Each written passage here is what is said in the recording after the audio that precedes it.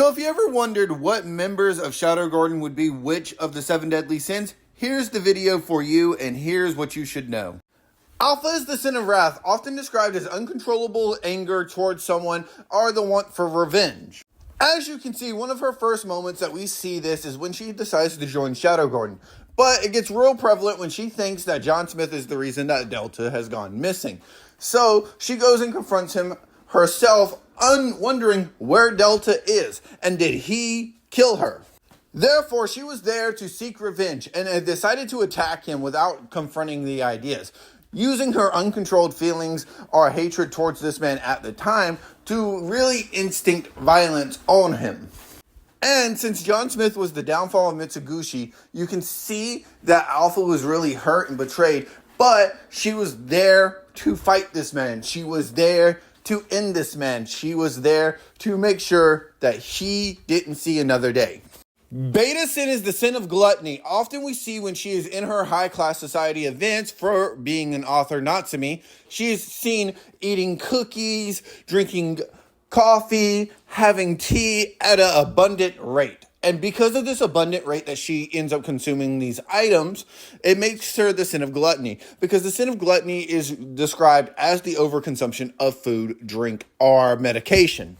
Even amongst the other ladies of Shadow Garden, Beta is seen as the one who ends up eating and drinking the most. Even when we are shown her in the cafeteria with the other members of Shadow Garden in Light Novel Volume 6, she had the most food on her plate during that time. And this happened right before the fight between her and Ada, when Ada ends up capturing Akane Nishino. I would have to say that Beta sin is one of the least, threatening sins, also because gluttony, come on, anyone likes to eat more. Delta is the sin of pride. Pride is one of the things that run through the Therian trope's entire ideology. Might makes right, who can beat us, we are the best. And we can just see how prideful that Delta is throughout the series. At first, when she starts joining Shadow Garden and wants to take over the leadership, she has the idea of challenging Alpha, showing that she is the strongest, she is the best, and she is the most qualified to lead because she is the strongest. And even though she didn't win that fight, her pride still stayed the same. She was still considered the best fighter. She is still considered the strongest within the group. But a lot of people would try to say that she is the sin of wrath. Wrath comes from anger and malice when it comes to fighting people. So Delta would not be the sin of wrath because she would have to be angry or wrathful when fighting these people. Delta fights for fun, not for revenge. Gamma is the sin of greed, often known for wanting money and possessions. We say that Gamma would be the sin of greed for the simple reason. She is the financial advisor within the group of Shadow Garden. She understands money the best and has the best financial skills. While her fighting abilities and everything else is absolutely atrocious, the one thing that she can do is handle money, and handle money so well that no one else could go and do her job. In the John Smith arc is where we heavily see this idea, because she starts finding ways to hoard money, gain money, and, increase the gold within their supplies. So that when the credit crash ends up coming, they have enough in their, means to do that. Even though they weren't able to get enough until they ended up robbing Shadow and Yukime, she still attempted and got pretty close to what they needed. Epsilon is described as the sin of lust. The sin of lust is often shown as an intense want for sexual pleasure, money, or fame. As we can see within Epsilon's character, she often, over-sexualizes herself, sees herself as worse than or not equal to the other ladies of Shadow Garden because of her bust size, because of her hip size, because of how long her legs are. So she takes the slime and forms her body the way that she feels would be sexually desirable for Sid and everyone else around her.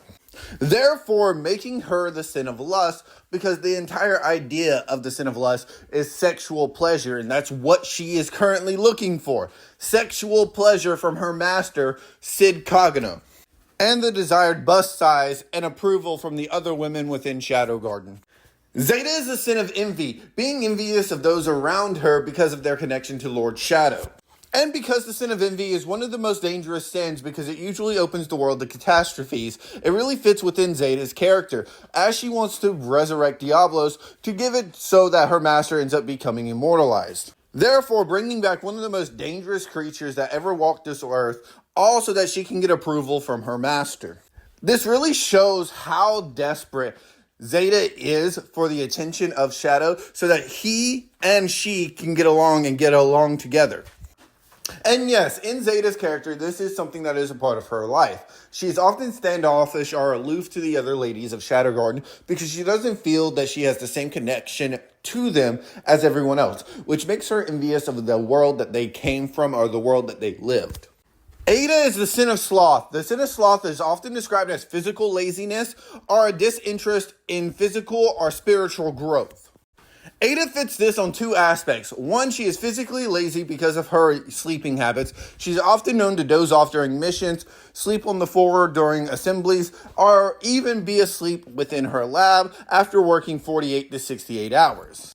Now, you probably heard working 48 to 68 hours, but what she is really doing is going to sleep randomly, waking up, tinkering with some tools, and then going back to sleep.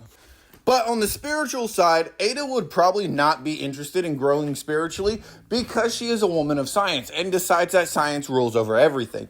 So instead of wanting to grow closer to a spiritual ideology, she would probably grow closer to what would be considered a scientific ideology, wanting to learn more about her science and what it can lead to.